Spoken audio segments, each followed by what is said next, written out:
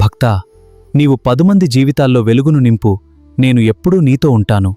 ఓం నమో నారాయణాయ.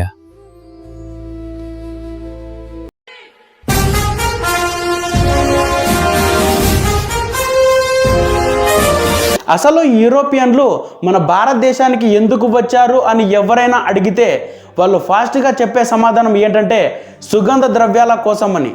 అప్పట్లో ప్రపంచంలో ఎన్నో దేశాలు ఉన్నాయి.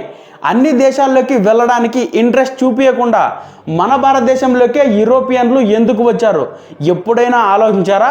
14వ శతాబ్దంలో అన్ని దేశాలు ఉన్నప్పుడు మన దేశంలోనే సుగంధ ద్రవ్యాలు ఎక్కువగా ఎందుకు ఉన్నాయి?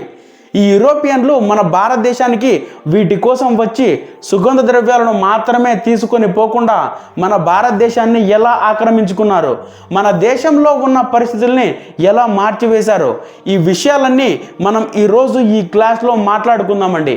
ఫస్ట్ ఈ హిస్టరీ పదం అంటే ఏంటి, ఈ పదాన్ని ఎవరు కనిపెట్టారు, అండ్ అంతేకాకుండా ఈ పదాన్ని ఎవరు మొట్టమొదటిసారిగా వాడారు, ఇలాంటి విషయాలన్నీ మిమ్మల్ని నిద్రలో 12 గంటలకు లేపి అడిగినా కూడా లేవకుండానే నిద్రలోనే సమాధానం చెప్పుకోగలిగేలా మాట్లాడుకుందాం.